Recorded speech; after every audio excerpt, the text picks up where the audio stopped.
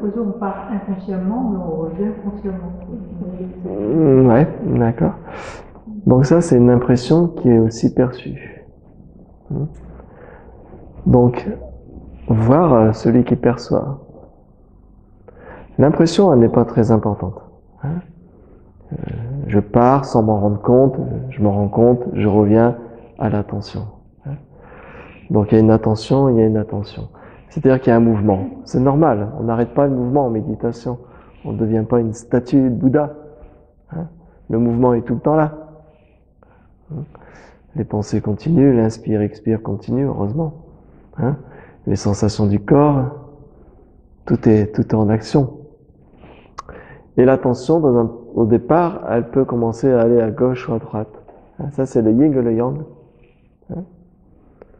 Soit je suis dissipé, soit je suis trop dans les pensées, soit je m'endors, soit je suis un peu trop agité, les sensations du corps m'empêchent de vraiment être tranquille dans la tête. Donc tout ça, c'est le mouvement de la personne, du méditant, qui lui-même peut être perçu. Puisque vous voyez le mouvement à l'intérieur. C'est-à-dire qu'il y a une attention qui est encore liée un peu au vouloir faire, une attention qui est encore, je dois être attentif. À la méditation, je dois être attentif. Donc il y a des exercices pour fixer l'attention, pour nous ramener dans une attention, comme la respiration carrée. Tout ça, c'est ok. À un moment donné, cette attention est sans objet. Parce que l'attention liée à la personne, au mental, a besoin d'avoir un objet. Par exemple, la respiration. J'inspire, j'expire. Je reste là-dessus. Ça, c'est mon objet de méditation. Après, l'objet de la méditation, c'est l'attention elle-même. C'est l'écoute elle-même. Qui devient l'attention même. C'est-à-dire l'écoute elle-même, c'est votre objet de méditation. Les exercices ont disparu.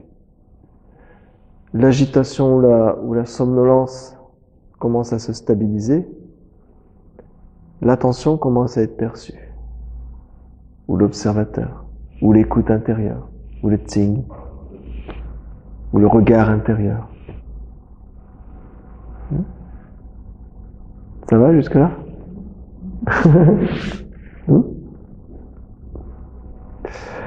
Parce que vous, à un moment donné, vous vous rendez compte que vous avez été inattentif. À un moment donné, vous vous rendez compte que vous êtes parti dans les pensées. Donc il y a du monde dans la méditation là. Il y a des pensées, il y a quelqu'un qui est attentif, et il y a quelqu'un qui perçoit que l'attention est partie. Il y a du monde. Donc qui êtes-vous? Si vous êtes les pensées, normalement on devrait pouvoir les prévoir.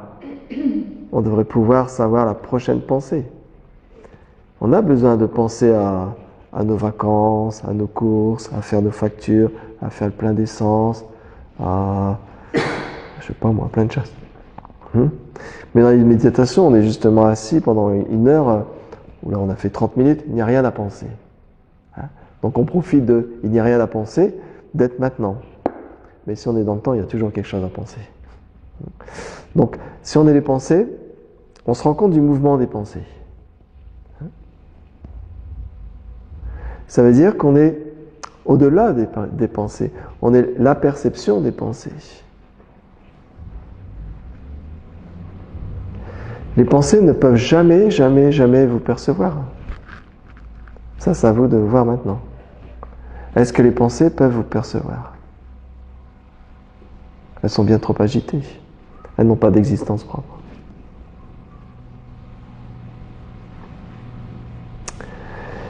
Mais est-ce que vous pouvez voir les pensées?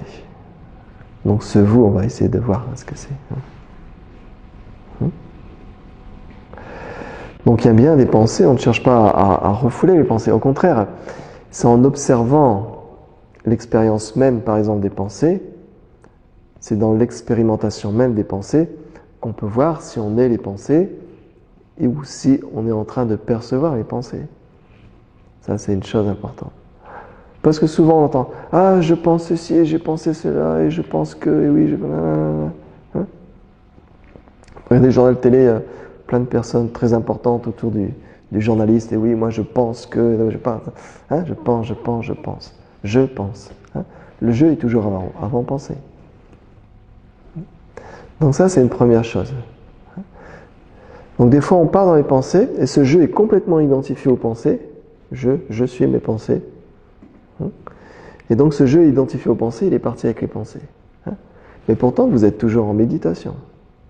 À un moment donné, vous percevez que vous êtes parti dans les pensées. Donc il y a quelque chose qui est avant la pensée, qui est avant le mouvement de la pensée. Et quand je dis avant, je veux plutôt dire qui est déjà là avant que la pensée arrive. Parce qu'après vous êtes en méditation, des fois il n'y a plus de pensée. Mais vous êtes toujours là. Hein? On ne vous a pas inscrit au registre mortuaire. Hein? Il n'y a plus de pensée, on l'aimait bien. Oh, pauvre de lui. Hein?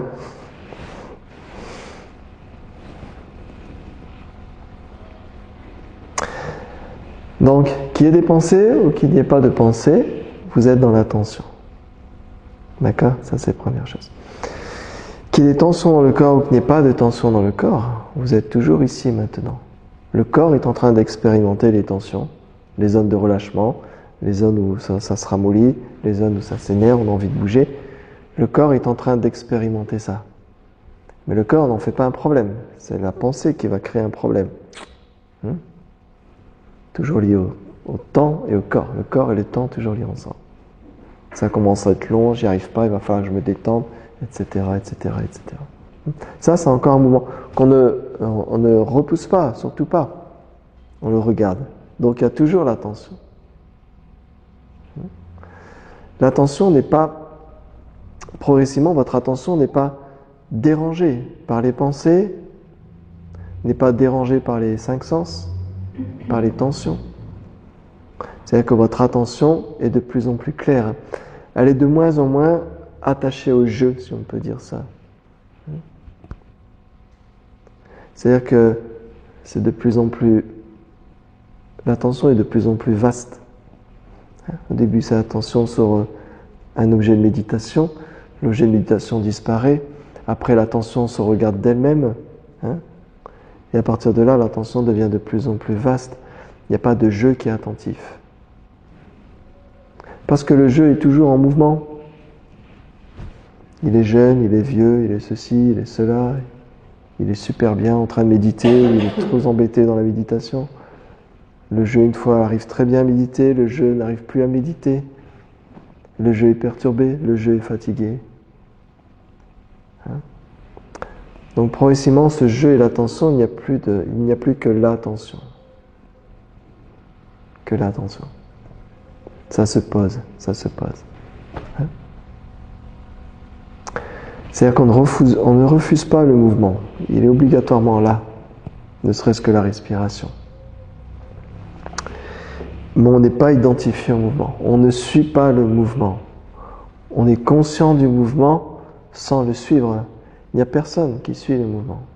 Il n'y a que mouvement. Ça, c'est l'attention.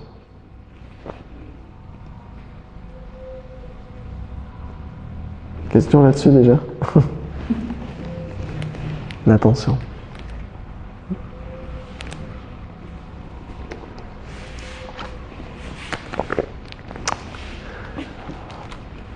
Donc il n'y a que l'écoute, il n'y a que l'attention.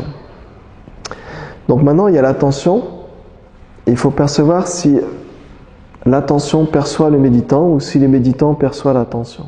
L'attention. Pas l'attention en 2 mots. N'allez pas dans le mental. Ne dites pas, ah bon, alors là il m'a demandé ça, donc j'ai commencé à réfléchir. Non. C'est voir, est-ce que l'attention perçoit le méditant, s'il y en a un maintenant, ou est-ce que c'est le méditant qui est en train de dire, tiens, je suis en train d'être attentif. On rentre dans quelque chose un peu plus subtil, un peu plus expérimental dans le maintenant. Il n'y a pas d'effort à faire. C'est que maintenant. La réponse est toujours que maintenant. Ça, c'est à vous de voir.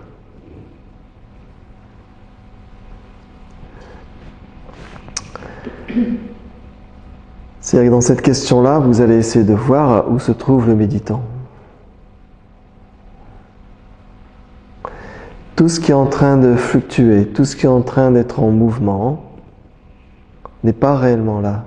C'est un mouvement qui se fait dans un espace de silence, de calme, de plénitude si on veut. Et il y a un mouvement.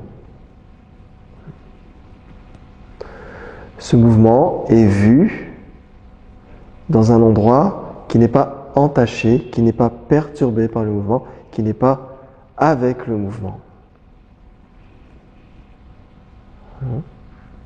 Quel est le point d'attention maintenant qui n'est pas dans un endroit particulier du corps, qui n'est pas dans une pensée en particulière, qui n'est pas dans un effort particulier? Quelle est cette écoute directe qui n'est pas dans le jeu du mental?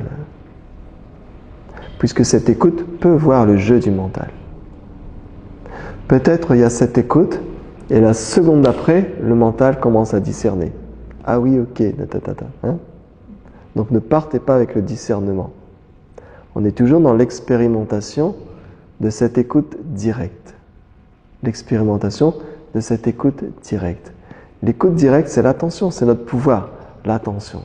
Quand on pratique les arts internes, le Qigong par exemple, c'est l'attention. Au début, on fait attention à comment placer ses bras, comment placer ses jambes, etc. Après, on fait attention à l'intérieur, d'enlever les tensions, de ressentir les choses de l'intérieur. Après, on fait attention au jeu du yin et du yang, les zones de relâchement, les zones d'étirement. Donc, progressivement, l'attention devient globale.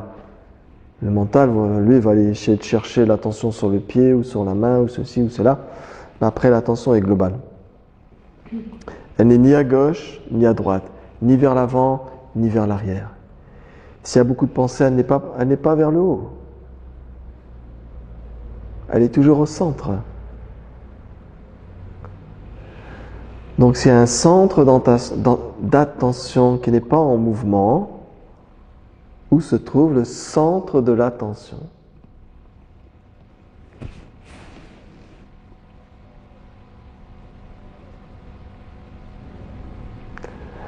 En ce moment, tout est perçu, il y a une perception directe de ce qui est dit, de vos sensations, de la respiration, de l'espace, de la lumière, de la chaleur ou du froid, etc. Tout est perçu en ce moment. Avec les 5 sens, avec le mental, il y a une perception qui se fait avant le jeu du mental, avant le jeu des 5 sens. Et quand je dis avant, c'est même pas avant.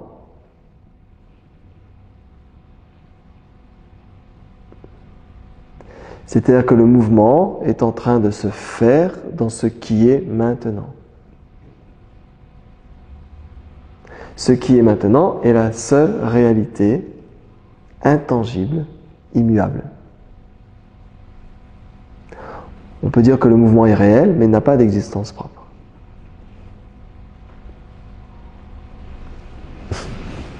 C'est compliqué.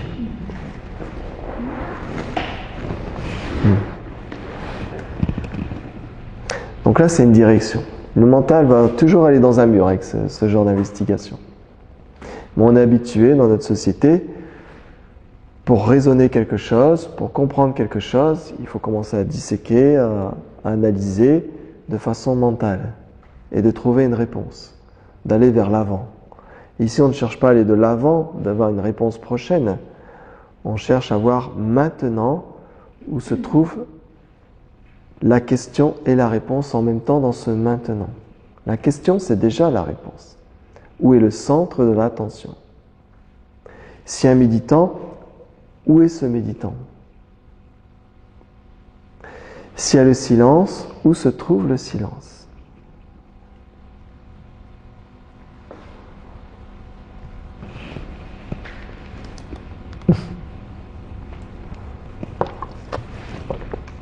S'il y a du bruit, où se trouve le bruit? Avant même que l'oreille, que le mental disent voilà, c'est à tel endroit, il se passe ceci, il y a ceci, ça, là.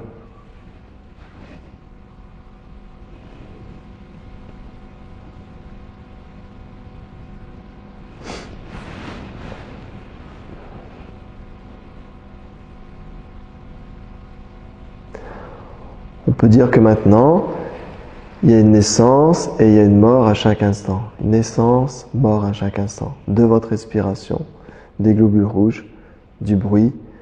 Tout est en train de venir et de partir. Tout est en train de venir et de partir. Même aucune pensée, vous ne pouvez attraper aucune pensée. Elle n'a pas d'existence propre. Même la plus petite molécule, le plus petit truc qui est incrusté ici, par exemple sur un doigt, vous ne pourrez jamais le saisir. Il est en mouvement tout le temps. Tout est en mouvement tout le temps. Cette salle, il y a aussi un mouvement à l'intérieur de cette salle, il y a aussi des allers-retours, il y a du monde, il y a des cours, il y a tout ça qui se passe. Mais cette salle n'a pas d'existence propre que par son vide. Le corps n'a pas d'existence propre que par son vide. Il n'y a pas le plus petit millionième particule ici qui a une existence propre. Donc l'attention qui se regarde d'elle-même, c'est arriver, si on peut dire arriver, dans un mur pour la personne, pour le méditant, on arrive dans un mur où il n'y a plus que l'écoute. Sans personne qui écoute.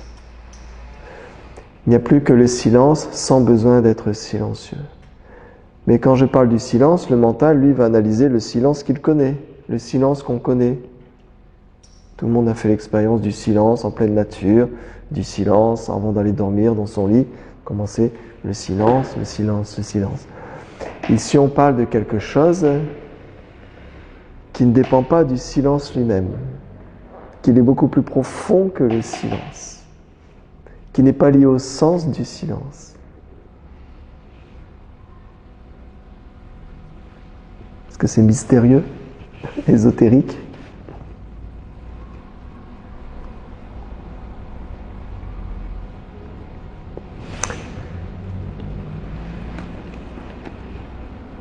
Est-ce que c'est quelque chose de mort,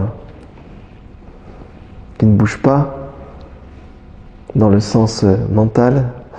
Mais s'il n'y a rien qui bouge, si c'est pire que le silence, parce que pour le mental, le silence, c'est pas trop longtemps.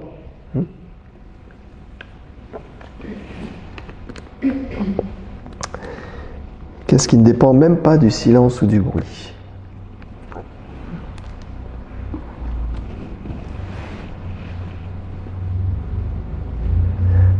Parce que la notion de silence, par exemple, dépend encore d'une sensation liée au sens.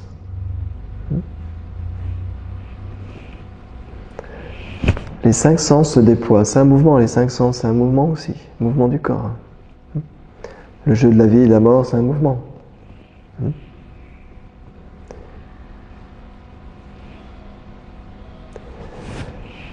Donc à un moment donné, c'est en analysant de façon expérimentale dans la méditation, une fois que vous n'avez plus que l'attention, déjà fixer l'attention, c'est déjà très bien.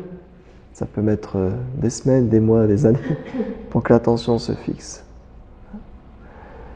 Mais ça, c'est pas le but.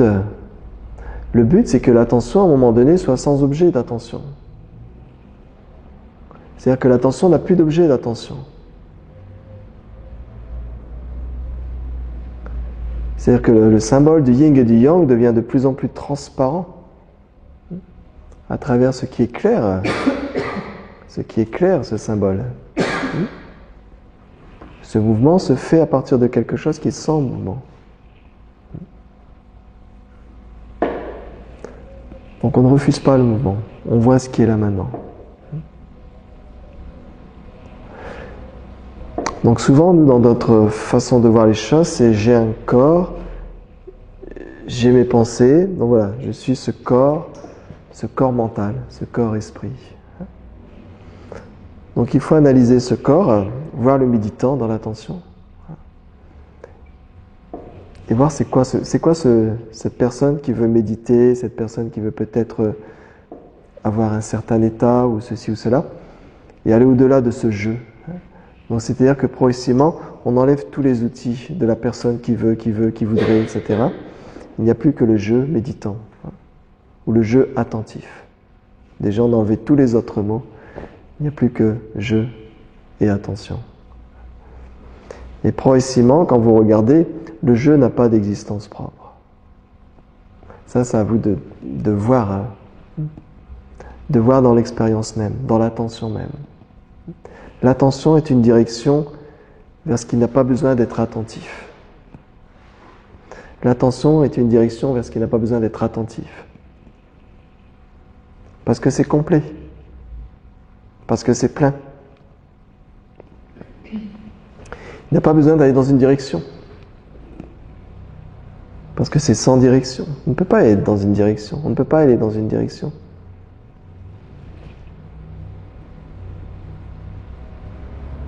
Si on peut aller dans une direction, c'est-à-dire qu'on a un objet séparé du reste qui pourra aller d'un côté ou de l'autre, physiquement ou mentalement. Par exemple, quand on parle de la posture Ouji, n'allez dans aucune direction Ouji.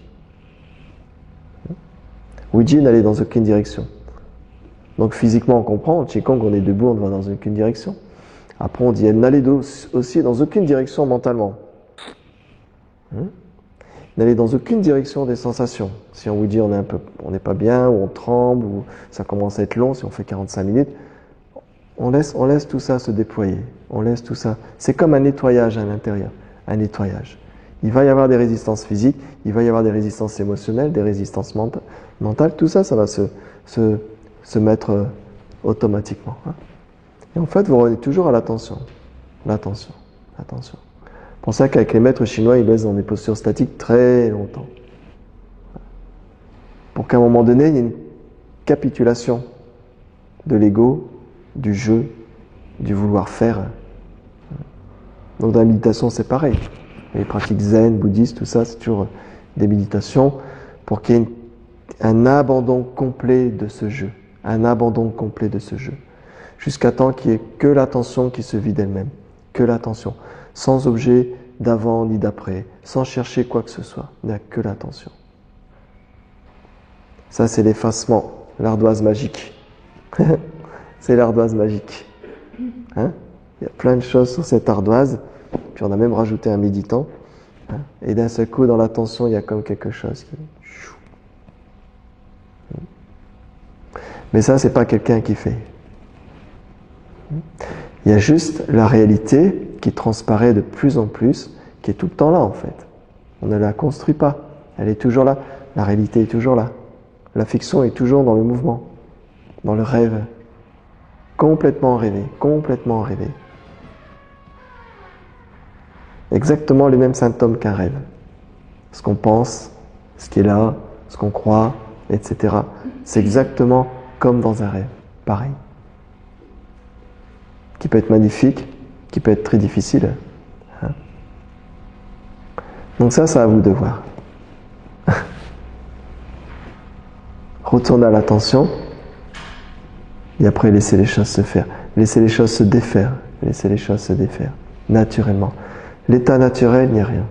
C'est calme, c'est plénitude. Ça va? Question?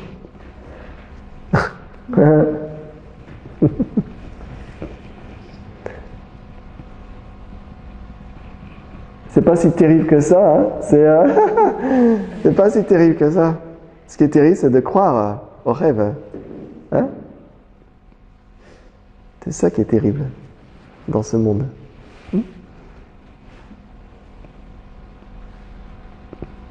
Donc méditation, c'est ça, toujours ça. Revenir au un, revenir à la présence, revenir à l'attention.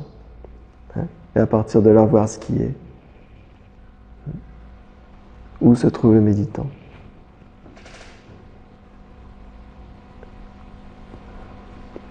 Il y a quelque chose de beaucoup plus vaste que tout ce qu'on peut penser, imaginer. Que tout ce qui est en mouvement, même le plus beau des mouvements.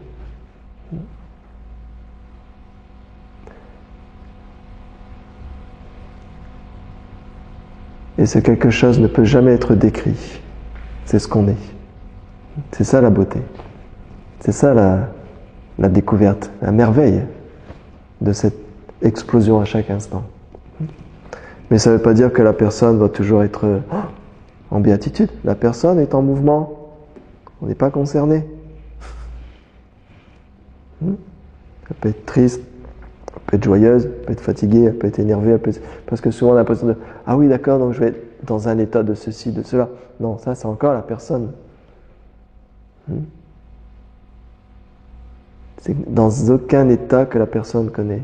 De tout ce que vous avez connu en expérience, toutes vos expériences sont limitées à vous-même, au corps, au mental, à vos connaissances, à votre monde intérieur. Il n'y a rien d'autre. Ici, on parle de quelque chose qui est sans expérience, qui est absolu, d'office, direct, qui n'a pas besoin d'être différent, qui n'a pas besoin de demain. Regardez toujours dans votre journée ce que vous avez besoin de demain. Vous verrez toutes les résistances, tout ce poids de l'identité, du corps, du temps, ce poids énorme, hein?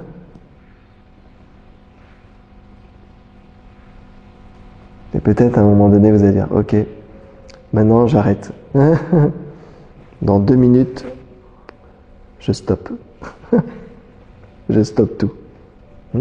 Et je vois ce qui se passe. Mais en étant pleinement là. C'est pas partir sous la couette dans une dépression. Ah, ok, on fait ça, allez.